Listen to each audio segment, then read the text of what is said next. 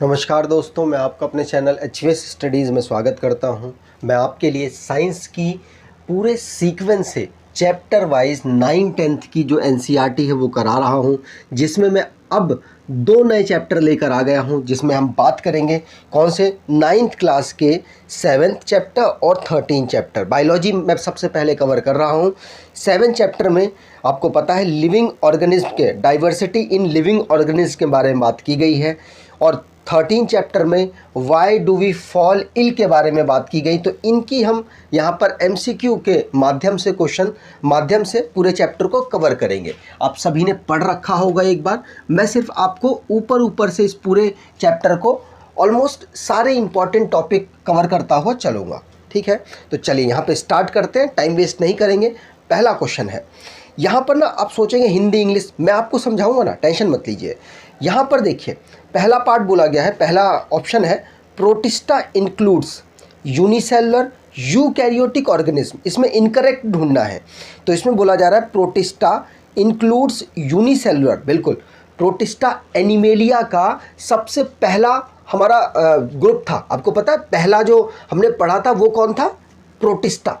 Protista unicellular होता है लेकिन यूकैरियोटिक होता है। बिल्कुल, सारे एनिमल यूकैरियोटिक होते हैं, तो ये स्टेटमेंट तो बिल्कुल सही है। ठीक है, अगला बोला गया है वाइटेकर। कौन थे?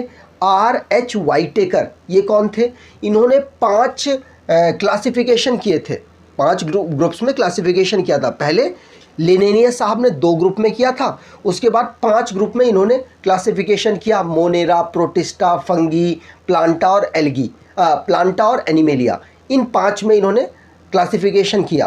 तो क्या बोला जा रहा है statement? Whittaker consider cell structure, mode and source of nutrition classification the organism in 5 kingdom.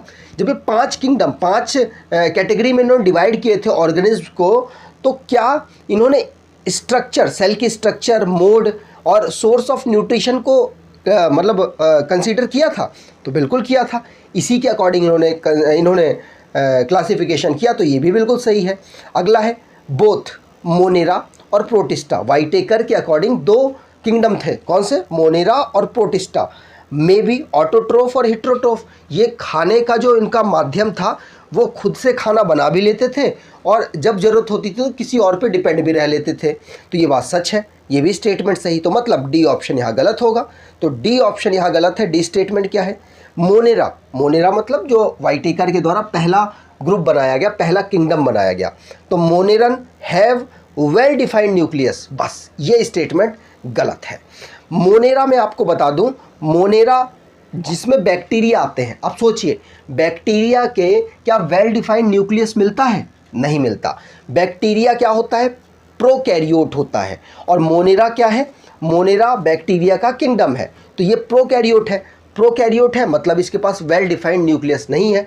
तो डी स्टेटमेंट यहाँ पर बिल्कुल सही हो जाएगी। आगे बात करें, अगर एक्सप्लेनेशन अच्छा लगा है तो वीडियो को लाइक ज़रूर कर दीजिएगा। अगला question, which among the following produce seeds. इनमें से कौन है जो सीड को प्रोड्यूस करता है? मैं आपको बता दूं, फ्लावर और सीड कौन प्रोड्यूस करता है? तो एक ही है, एंजियोस्पर्म। यहाँ पूछा जा रहा है इनमें से कौन करता है, तो इनमें से सीड को कौन प्रोड्यूस करेगा? तो एंजियोस्पर्म तो यहाँ नहीं है, मतलब फ्लावर और अगर सीड्स की बात की जाए तो एंजियोस्पर्म होगा। लेकिन अगर आपसे सिर्फ सीड की बात की जाए, सीड ऐसे सीड जो कि नंगे होंगे, नंगे का मतलब उनके पास कवरिंग नहीं होगी, तो वो जिम्नोस्पर्म कर सकता है। तो डी ऑप्शन यहाँ पर बिल्कुल सही होगा। याद रखिएगा, फ्लावर और सीड कैसे? कवर्ड सीड, तो वो कौन करेगा? जिम्नोस्पर्म। और अगर बात की एंजियोस्पर्म, अगर बात की जाए नंगे सीड्स की, मतलब जिनके ऊपर कवरिंग ना हो, और फ्लावर जो नहीं करेगा वो कौन है? जिम्नोस्पर्म। याद रखिएगा, पूछा जा सकता है। अगले क्वेश्चन की बात करें, which one is the most common character of the vertebrate. Vertebrate के मोस्ट कॉमन कैरेक्टर कौन से हैं? तो देखिए, एक एनसीईआरटी की लाइन है, उसमें लिखा गया है प्रेजेंस ऑफ नोटोकॉर्ड। वर्टिब्रेट्स के पास क्या होता है? नोटोकॉर्ड प्रेजेंट होता है, मतलब ए ऑप्शन बिल्कुल सही। अगले क्वेश्चन की बात करें, तो अगला क्वेश्चन, उससे पहले थोड़ा सा प्रचार कर लेता हूं। तो करंट अफेयर की अगर आप ई बुक परचेज करना चाहते हैं तो आप इन ई बुकों को कर सकते हैं। आपके रेलवे ग्रुप डी एग्ज़ाम के लिए बहुत उपयोगी साबित होंगी। आप इनको 4 से 5 बार रिवाइज कर लेंगे तो काफ़ी करंट अफेयर आपको मिलने वाले हैं। तो आप इससे खरीद सकते हैं।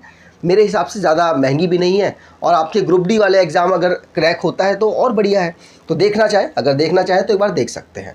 अगला question, find out the false statement. इनमें भी गलत स्टेटमेंट को चुनना है। इससे क्या होगा, मैं चैप्टर पूरा रिवाइज करा दूंगा आपको। तो देखिए, पहला स्टेटमेंट है एव्स। एव्स मतलब पक्षी वाला ग्रुप। कौन सा वाला? पक्षी वाला ग्रुप। तो पक्षी वाले ग्रुप वार्म ब्लडेड होते हैं। वार्म ब्लडेड क्या होता है? वार्म ब्लडेड का मतलब, गर्म खून वाले का मतलब गुस्सा वुस्सा आना नहीं है। यहाँ पर है वार्म ब्लडेड का मतलब कि अपने टेम्परेचर को एनवायरनमेंट के अकॉर्डिंग चेंज ना कर पाने वाली कैपेबिलिटी। मतलब अगर ठंड में है तो टेम्परेचर उतना ही रहेगा, गर्मी में है तो टेम्परेचर उतना ही रहेगा। ये क्या है? वार्म ब्लडेड ऑर्गेनिज्म है। तो हम कौन से हैं? हम भी कौन है? वार्म ब्लडेड ऑर्गेनिज्म है। इसी तरीके से पक्षी भी वार्म ब्लडेड ऑर्गेनिज्म है। लेकिन कौन कौन नहीं है वो भी बता देता हूँ। तो मछली हो गए, मछली मतलब पीसेस, ग्रुप कौन सा है? पीसेस, ठीक है, मछली वाला ग्रुप। उसके बाद एम्फीबियंस, एम्फीबियन मतलब फ्रॉग वाला ग्रुप। और उसके बाद रेप्टाइल्स, रेप्टाइल्स कौन? स्नेक वाला ग्रुप। तो ये तीनों ग्रुप वाले कौन से हैं? कोल्ड ब्लडेड, याद रखना है। और पक्षी और जो मैमल्स हैं ये कौन है? Warm blooded. तो यहाँ बोला गया है एव्स क्या वार्म ब्लडेड है? बिल्कुल है। क्या ये अंडे देते हैं? बिल्कुल अंडे देते हैं। क्या ये 4 चैम्बर्ड हर्ट है? देखिए मैं आपको बताता हूँ। 4 चैम्बर हर्ट स्टार्ट करता हूँ दोबारा से इससे पीसेस से। पीसेस मतलब मछली वाले ग्रुप से। मछली वाले ग्रुप में जो चैम्बर हर्ट है ना, उनके 2 होते हैं। कितने? 2 चैम्बर्ड हर्ट होता है, ठीक है। उसके बाद बात की जाए हमारे जो एम्फीबियंस और रेप्टाइल्स हैं, इनके पास 3 चैम्बर्ड हर्ट होता है। उसके बाद अगर एव्स की बात करें, एव्स मतलब पक्षी और मैमल्स की, तो इनके पास 4 चैम्बर्ड हर्ट होता है। तो हमारे पास कितना है? 4 चैम्बर्ड। तो पहला स्टेटमेंट सब कुछ तरीके से सही है, पहला सही हो गया। दूसरे की बात करें तो इसको मिटा देता हूँ, दूसरे की बात करते हैं। एव्स हैव फेदर, मतलब सिंपल जाता है उनके पास पंख होते हैं, बिल्कुल सही है। उनकी कवर्ड रहती है बॉडी। और 4 लिम्ब मतलब हमारे जो हाथ है ना, उनको ही कहते हैं 4 लिम्ब। और हमारे जो पैर हैं उसको कहते हैं हाइंड लिम्ब। क्या? Hind limb. तो 4 लिम्ब जो उनके पास होते हैं वो पंख बन जाते हैं, बिल्कुल, वो उड़ने के लिए मदद करते हैं और वो पंख बन जाते हैं। और उनको सांस लेने के लिए लंग होता है। ये भी स्टेटमेंट सही है। तो सेकंड स्टेटमेंट भी सही हो गई। Most of the mammals are viviparous. Mammals मतलब हमारा ग्रुप। हमारे में कौन कौन आते हैं मैमल्स में? हम, कुत्ता, बिल्ली, चमगादड़ और हाथी, शेर, जिराफ, ये सारे वार्म ब्लडेड वाले जो मिल्क प्रोड्यूस करते हैं वो सारे हमारे ग्रुप में आते हैं, मतलब मैमल्स वाले ग्रुप में आते हैं। हम भी इसी में आते हैं। तो हम क्या ज़्यादातर बच्चे देने वाले हैं ना। विविपेरस का मतलब होता है बच्चे देने वाले, तो हम बच्चे देने वाले होते हैं। तो यहाँ पर ये स्टेटमेंट भी सही है।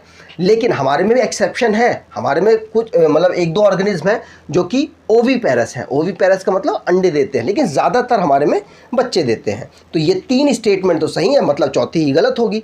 क्या गलत है? मछली और एम्फीबियंस और रेप्टाइल्स ये विविपेरस हैं, बिल्कुल गलत। मछली, एम्फीबियंस और रेप्टाइल्स, आपने सुना होगा सांप अंडे देता है, सुना है ना, और मछली अंडे देती हैं, सुना है। तो उसी तरीके से आप इसको गलत कर सकते हैं। ये कह रहा है कि मछली और सांप वगैरह का जो ग्रुप है वो बच्चे देते हैं। तो ये स्टेटमेंट गलत, तो ये वाली स्टेटमेंट सही हो जाएगी। ठीक, चलिए आगे बात करें। अगला question, pteridophyta do not have. Pteridophyta मैं आपको फिर बताता हूँ। देखिए, टेरिडोफाइटा प्लांट का ग्रुप है। वाइटेकर साहब ने 5 ग्रुप में डिवाइड किया। उसमें से जो प्लांटा है, प्लांटा मतलब प्लांट वाला ग्रुप, उसमें भी 5 कैटेगरी हुई। कौन कौन सी कैटेगरी हुई? पहला हुआ थैलोफाइटा, दूसरा हुआ ब्रायोफाइटा, तीसरा हुआ कौन सा? टेरिडोफाइटा, ये जो है यहाँ पे, और चौथा हुआ जिम्नोस्पर्म, पांचवा हुआ एंजियोस्पर्म। तो यहाँ पूछा जा रहा है pteridophyta do not have. Pteridophyta के पास क्या नहीं होता? देखिए, यहाँ पर रूट भी होता है, स्टेम भी होता है, बस फ्लावर नहीं होता, लीव भी होता है। तो यहाँ पर स्टेटमेंट हो जाएगा सही किसके लिए? फ्लावर इसके पास नहीं होता। फ्लावर किसके पास होता है? तो फ्लावर सिर्फ और सिर्फ एक ग्रुप के पास होता है, वो है एंजियोस्पर्म। मैंने पहले ही बता दिया, एंजियोस्पर्म के पास फ्लावर भी होगा, सीड भी होगा और सीड कवर्ड होगा। लेकिन जिम्नोस्पर्म के पास ना तो फ्लावर होगा और सीड होगा तो, लेकिन अनकवर्ड होगा। ये ध्यान रखिएगा। तो यहाँ पे टेरिडोफाइटा का क्या आंसर हो जाएगा, फ्लावर इसके पास नहीं होता। ठीक है, चलिए आगे बात करें। अगला question, identify a member of Porifera. Porifera के मेंबर को यहाँ पहचानो। देखिए स्पॉन्जिला पोरीफेरा का मेंबर है, डायरेक्टली याद कर लीजिए। अगर बात की जाए किसकी, हाइड्रा की और यूग्लिना की, तो ये सीलेंट्रेटा के ये रुकी, ये प्रोटिस्टा के मेंबर हैं और ये सीलेंट्रेटा। अब आपने पढ़ा नहीं है तो फिर आप कंफ्यूज हो सकते हैं। पोरीफेरा के बाद जो अगली कैटेगरी हम पढ़ते हैं एनिमल, ये एनिमल की कैटेगरी है। एनिमल में सीलेंट्रेटा को पढ़ते हैं, तो सीलेंट्रेटा में हाइड्रा आता है। तो अगर आपने नहीं पढ़ा है तो आप कंफ्यूज होंगे, इसका आंसर ए हो जाएगा। ठीक है, एक बात देख लीजिएगा। अगले क्वेश्चन की बात करें, who introduced the system of scientific nomenclature of organism. किसने जो साइंटिफिक नोमेनक्लेचर है, वैज्ञानिक नामकरण है, उसकी प्रणाली को किसने मतलब डेवलप किया। देखिए अगर आप एनसीईआरटी पढ़े हुए हैं तो सारे क्वेश्चन मैंने एनसीईआरटी से ही बनाए हैं। आंसर हो जाएगा कौन, लिनेनियस, कैरोलस लिनेनियस के द्वारा जो साइंटिफिक नामकरण है वो दिया जाता है। जैसे हमें अगर ह्यूमन की बात करें तो हमें क्या बोला गया है, हमें बोला गया है होमो सेपियन। होमो यहाँ पर है जीनस और सेपियन है यहाँ पर स्पीसीज, मतलब दो वर्डों से मिलकर हमारा नाम बनाया गया, हमारे साइंटिफिकल नाम बनाया गया। क्या है, होमो सेपियन। याद रखिएगा। जैसे टाइगर की बात की जाए तो टाइगर का क्या नाम है, पेंथीरा टिग्रिस। क्या है, पेंथीरा टिग्रिस। पेंथीरा है जीनस और टिग्रिस है स्पीसीज। तो याद रखिएगा कैरोलस लिनेनियस साहब ने ये नामकरण किया था। नामकरण का जो पद्धति है वो उन्होंने जनरेट की थी। अगला question, two chambered heart occurred in. तो दो कक्षीय हृदय कहाँ पर होता है, मैंने आपको बता दिया, मछलियों के पास होता है। अगर यहाँ पर एम्फीबियन की बात करें तो 3 होता है। क्रोकोडाइल देखिए ये आता तो रेप्टाइल्स में है, लेकिन क्रोकोडाइल एक्सेप्शन केस है, इसके पास 4 चैम्बर्ड हार्ट होता है। एनसीईआरटी में ही लाइन लिखी हुई है, ध्यान रखिएगा। लेकिन अगर रेप्टाइल्स की बात करें तो उनके पास 3 चैम्बर्ड हार्ट होता है। एव्स की बात करें तो इनके पास 4, और मैमल्स मतलब हमारा वाला ग्रुप उसमें भी 4। मछलियों वाले ग्रुप में क्या होता है, 2 चैम्बर्ड हार्ट होता है। अगला question, real organ are absent in. तो ऑर्गन देखिए हमारा जो एनिमल वाला ग्रुप है उसमें पोरीफेरा, सीलेंट्रेटा, पोरीफेरा के पास मतलब सिर्फ सेल से बनी हुई स्ट्रक्चर्स हैं। पोरीफेरा सिर्फ सेल से बनी हुई स्ट्रक्चर है। लेकिन अगर सीलेंट्रेटा के पास जाएं तो सीलेंट्रेटा और निडेरिया, कौन सा, सीलेंट्रेटा और निडेरिया, इनके पास क्या होता है, इनके पास टिश्यू से बनी हुई स्ट्रक्चर होती है। उसके बाद जब हम प्लेटीहेल्मिन्स पे पहुंचते हैं और उसके आगे जब जाते हैं तो सबके पास ऑर्गन मिलता है। मतलब कि यहाँ सीलेंट्रेटा ऐसा हो जाएगा जिसके पास ऑर्गन, रियल ऑर्गन एब्सेंट होता है। याद रखिएगा यहाँ पर बी ऑप्शन बिल्कुल सही। बाकी जो भी है मोलस्का, आर्थ्रोपोडा और इकाइनोडर्मेटा, इन सब के पास ऑर्गन अवेलेबल है। अगला क्वेश्चन, इन टेक्सोनॉमी हिरार्की। टेक्सोनॉमी हिरार्की के बारे में यहाँ बात की गई तो फैमिली कम्स बिटवीन, तो फैमिली किसके बीच में आती है, तो देखिए ये है hierarchy, kingdom, phylum, class, order, family, genus, species. Sequence से याद करना है, नीचे से ऊपर याद करेंगे। ठीक है, ऊपर से नीचे भी याद कर सकते हैं, लेकिन जैसा आपको याद करना हो बस सीक्वेंस से याद करिएगा।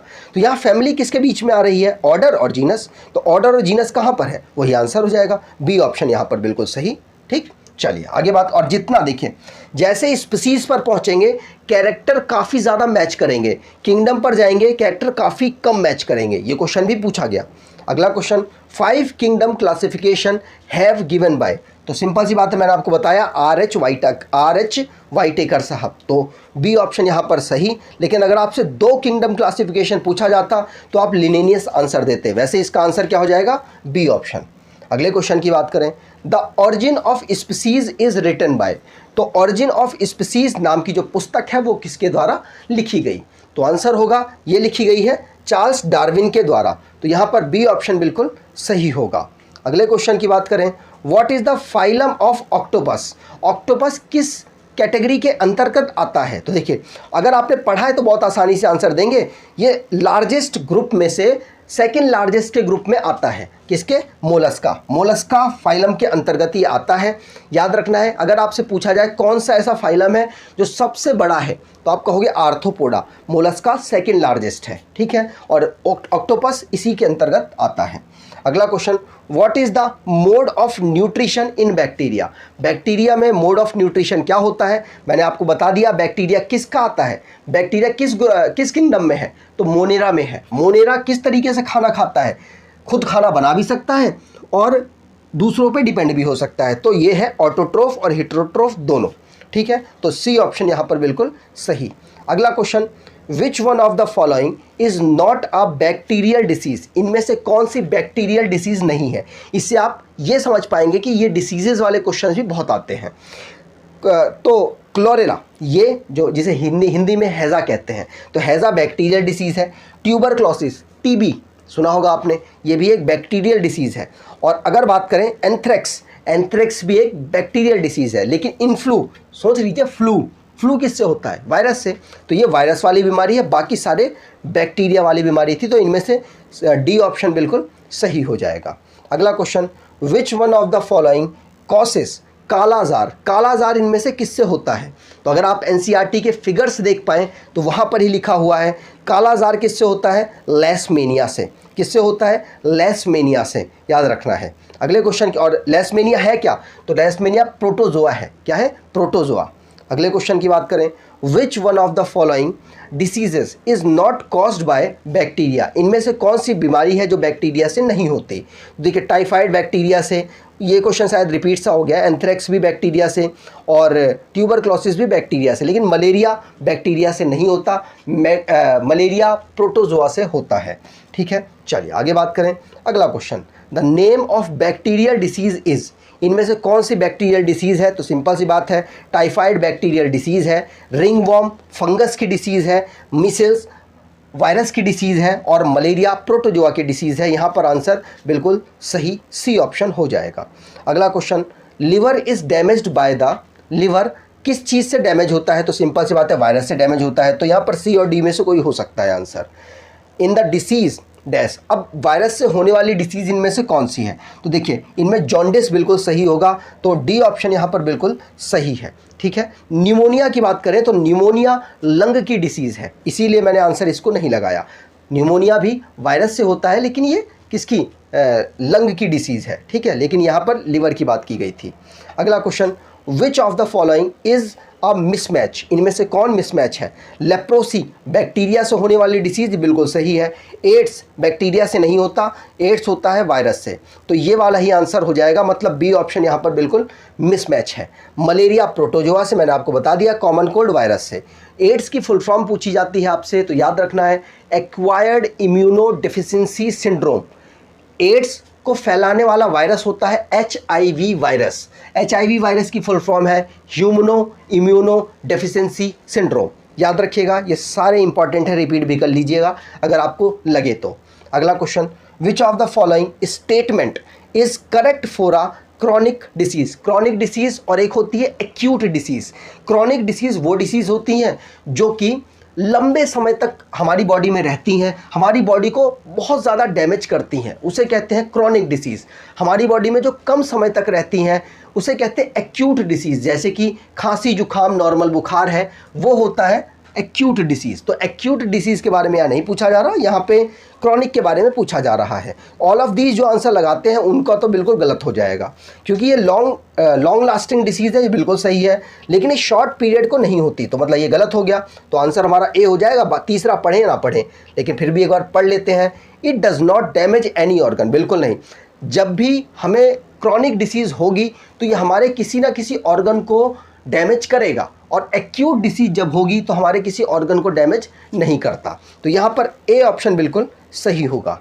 अगला question, HIV virus when active in body mainly attack? HIV virus जब हमारी बॉडी में अटैक होता है तो हमारी बॉडी में क्या चीज़ खराब हो जाती है? देखिए, HIV वायरस कौन है? एड्स फैलाने वाला वायरस है। तो एड्स मैंने आपको बता दिया, HIV की full form human immuno deficiency human immuno virus. क्या है? Human immuno virus. अगर पहले गलत बता दिया तो माफ़ कीजिएगा। एक्वायर्ड इम्यूनो डेफिशिएंसी सिंड्रोम किसकी है? एड्स की फुल फॉर्म है। तो HIV वायरस की बात करें तो ये हमारी बॉडी में इम्यूनिटी को कमज़ोर कर देता है, मतलब ये हेल्पर टी लिम्फोसाइट को मारता है, को डैमेज करता है, इसीलिए हमारी बॉडी में जो इम्यून का सिस्टम है वो कमज़ोर हो जाता है। तो डी ऑप्शन यहाँ बिल्कुल सही है। विच of the following is a chronic disease, इनमें से कौन सी क्रॉनिक डिसीज़ है? क्रॉनिक का मतलब जो खतरनाक होगी, लंबे समय तक होगी। तो देखिए, कोल्ड तो नहीं है, इन्फ्लुएंजा भी नहीं है, थोड़े दिनों बाद फ्लू भी सही हो जाता है, टाइफाइड भी नहीं है, टाइफाइड नॉर्मली आजकल सबको ही हो रहा है, लेकिन डायबिटीज़ अगर हो जा रहा है तो तुम्हारी बॉडी को ख़राब करेगा, तो इसलिए यहाँ पर बी ऑप्शन बिल्कुल सही हो जाएगा। डायबिटीज़ क्यों होता है पता है? पैनक्रियाज के ख़राब करने की वजह से, ख़राब काम करने की वजह से। पैनक्रियाज में तीन टाइप के सेल होते हैं, एक अल्फ़ा सेल, एक बीटा सेल और एक गामा सेल। तो जो बीटा सेल होता है ना, बीटा सेल ख़राब काम कर रहा होता है, वो इंसुलिन को सही से सिक्रीट नहीं कर रहा होता, इसीलिए हमें इंसुलिन के गोलियां या फिर इंसुलिन के इंजेक्शंस लेने पड़ते हैं बाहर से, जिससे कि हमारी बॉडी का जो शुगर है उसको मेंटेन किया जा सके। ठीक है, तो डायबिटीज़ वैसे यहाँ पर आंसर बिल्कुल सही। अगला question, which of the following is a fungal infection, इनमें से फंगल इन्फेक्शन कौन है? Ringworm, measles virus, syphilis bacteria, tetanus virus. आगे बात करें, मतलब ये मैंने टिटनस, रुकिए, टिटनस बैक्टीरियल है, टिटनस बैक्टीरियल इन्फेक्शन है। ठीक है, चलिए आगे बात करें। Which of the following is not transferred by house fly, इनमें से कौन मतलब हाउस फ्लाई नहीं ट्रांसफ़र करती? तो सिंपल सी बात है, एड्स हाउस फ्लाई नहीं ट्रांसफ़र करती, बाकी तीनों हाउस फ्लाई की माध्यम से ही ट्रांसफ़र होता है। तो आपको वीडियो किस प्रकार की लगी, आपको क्वेश्चंस का कलेक्शन कैसा लगा, आप कमेंट बॉक्स में बता सकते हैं। इससे हमारा मनोबल बढ़ता है और हम आपके लिए और बेहतर काम करने की कोशिश करते हैं। वीडियो छोटी है लेकिन मेहनत पूरी की है, पूरी पढ़ाई की है, उसके बाद आपके पास आए हैं, जिससे कि आपको सही से एक्सप्लेन कर पाएँ। उम्मीद है आपको वीडियो अच्छी लगी होगी। वीडियो अच्छी लगी हो तो लाइक कर दीजिएगा, अपने कुछ दोस्तों तक शेयर कर दीजिएगा, जिससे कि हमारा जो मोटिवेशन है बढ़े और आपके लिए और बेहतर काम करने की कोशिश करते रहें। धन्यवाद।